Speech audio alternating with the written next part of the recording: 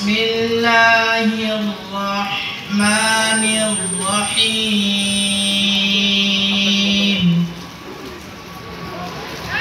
Inna lil muttaqina mafasan hadaiq wa a'naba.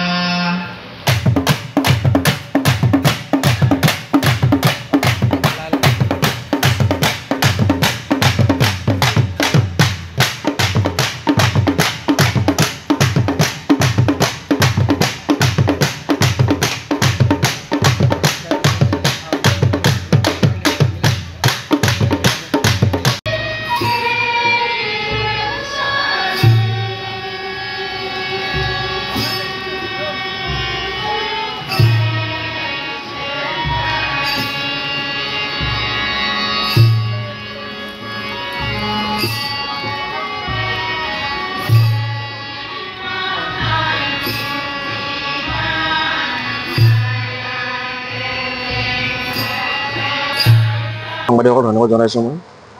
আজি আমাৰ অনুষ্ঠানটো একচুৱেলি জুবিন দাৰ কাৰণে পতা হৈছে। আজি 13 দিন। সেই সৰ্বধৰ্ম আমাৰ এখন প্ৰাৰ্থনা আমি আয়োজন কৰা হৈছে। চব জনগোষ্ঠীৰে আছে ইয়াতে, আৰু আমাৰ বিভিন্ন জেগাৰ পৰা আহিছে, এইটো জনগোষ্ঠীৰ পৰা আহিছে। আমাৰ অসমীয়া নামদল পাৰ্টি চলি আছে এতিয়াও। সেই বিষয়ে আমি আজি এতিয়া অনুষ্ঠানটো আৰম্ভ কৰিছোঁ। কি কি ধৰ্মৰ বুজি পোৱা নাই? কি কি ধৰ্ম? আমাৰ ইয়াতে বড়ো পৰা হৈছে, আমাৰ মুছলিম জনগোষ্ঠীৰ পৰা আহিছে, অসমীয়া হৈছে ইয়াতে, খ্ৰীষ্টানো আহিছে ইয়াতে, গোটেইখিনি আছে। গোটেইখিনি ধৰ্মৰ মানুহ, গোটেই ধৰ্মৰ মানুহ আহিছে। হয়। এইটো আমাৰ হাউলি মাছ ব্যৱসায়ী সন্থা লগতে আমাৰ হাউলিবাসী ৰাইজৰ উদ্যোগত কৰা হৈছে। সকলোৱে সহযোগিতা কৰি আছে। আজি আমি সকলো জাতিগোষ্ঠী, সকলো ধৰ্মৰ মানুহ আমি এই যে যিটো 13 দিনীয়া কাৰ্যসূচী, অসমৰ এটা সম্পদ এবং কি আমাৰ ভাৰতবৰ্ষৰ এটা সম্পদ। তেখেতে এনেহেন ধৰণৰ মানুহ আছিলে, কোনো এটা জনজাতিৰ সেৱা বাকী নাই। পৃথিৱীৰ যিকোনো জনজাতিৰ ভিতৰত গৈছে, আনকি ভূটান এটা ৰাজ্যই ভূটানৰ ভুটীয়া মানুহৰ ভিতৰতো গৈছিল, তেওঁলোকৰ আত্মাৰ ভিতৰতো যাই বহিছে। যাৰ কাৰণে আমি অতি মৰমেৰে, অতি শ্ৰদ্ধাৰে এজন মানুহ অল পৃথিৱীৰ পৰা তেওঁ গ'ল, আৰু দ্বিতীয়বাৰ আমাৰ ভাগ্যত হ'ব নহ'ব সেইটো সম্ভৱৰ বাহিৰত। আমি 13 দিনীয়া আজি যিটো তেখেতৰ সদগতিৰ 13 দিনীয়া কাৰ্যসূচী, হাউলিবাসী ৰাইজ, যিকোনো জাতিগোষ্ঠীৰ মানুহ, যিকোনো ধৰ্মীয় মানুহ সকলক আমি নিমন্ত্ৰণ কৰিছিলোঁ। আজি যথেষ্ট পৰিমাণে আহিছেও, কিন্তু এটাই কথা কি, যিমান মানুহ আহিব লাগিছিল, যিমান মানুহ আহিব লাগিছিল, সিমানজন মানুহ আহিব পৰা নাই। বতৰটো অলপ বেয়া হৈ গ'ল।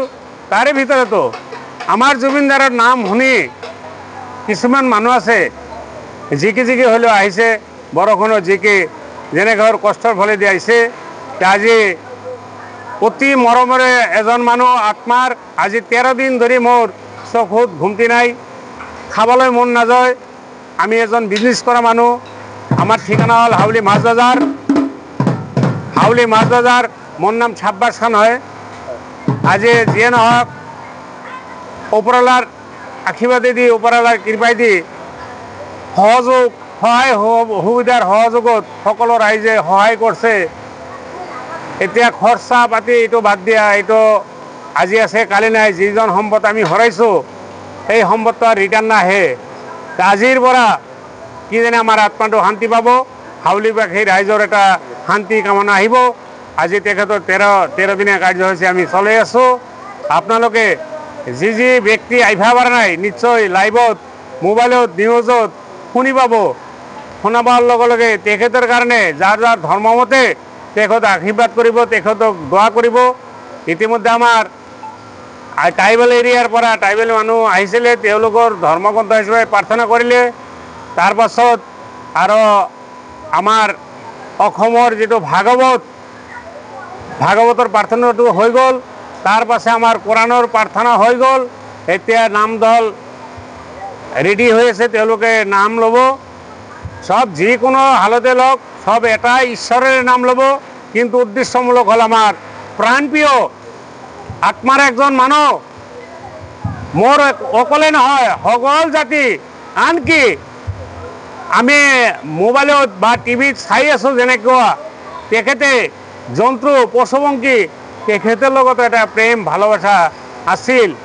আপোনালোকে নিশ্চয় দেখা পাইছে তেখেতে যিবিলাক পশুপক্ষী পুহি আছিল তেখেতৰ শ্ৰদ্ধাঞ্জলিত তেখেতৰ আত্মাৰ সুকামনা কৰি সেই পশুপক্ষীও কান্দি আছে। আমি মানুহ, আমি একটি মানুহ উপলব্ধি কৰিব লাগিব যাৰ তাত ধৰ্ম জাতি গোষ্ঠী কোনো কিছু নাছিল, তেওঁ এটা শব্দতে কৈ গেছে যে আমার সব এক, আমার কোনো জাত নাই, আমার কোনো ধর্ম নাই। এই কথাটোৱে মোৰ অন্তৰত একদম হান খাই গৈছে। তেখেতৰ কোনো জাত নাই হলে কেনেকুৱা এটা সম্পদ আমি হৰালোঁ। এই সম্পদ আৰ উভতি নাহে, উভতি অহালৈ আশা খুব কম। ভাৰতবৰ্ষ নহয় অলৰটোৰ ভিতৰত 4 নম্বৰ পালে। আজি সেই 4 নম্বৰ সম্পদটো তেখেতে অসমৰ ময়া কৰি, অসমৰ মাটিৰ ময়া কৰি, অসমৰ জনজাতিৰ ময়া কৰি তেওঁ কিমানবাৰ বাহিৰে দেশলৈ নাগৰিকত্ব পাইছে, কিমান পাৱাৰ পাইছে, তথাপি তেখেতে আমাৰ অসমৰ মাটিৰ অসমৰ জনসাধাৰণৰ মায়া এৰি যাবলৈ তেখেতে আশা কৰা নাই। আজি চাওক তেখেতে আমাৰ অসমৰ মানুহ, অসমতে তেখেতৰ চিতা হৈ গ'ল। তেখেতৰ কাৰণে, তেখেতৰ আত্মাৰ কাৰণে সকলো ধৰ্মৰ সকলো জাতি গোষ্ঠী এই জংঘলৰ যদি জানুৱাৰে তেখেতৰ কাৰণে প্ৰাৰ্থনা কৰে, আমি মানুহ হৈ কিয় পাহৰি যাওঁ? এইটোৱে এখিনি মানে কৈ আমি আমাৰ বক্তব্য সামৰিলোঁ। ধন্যবাদ।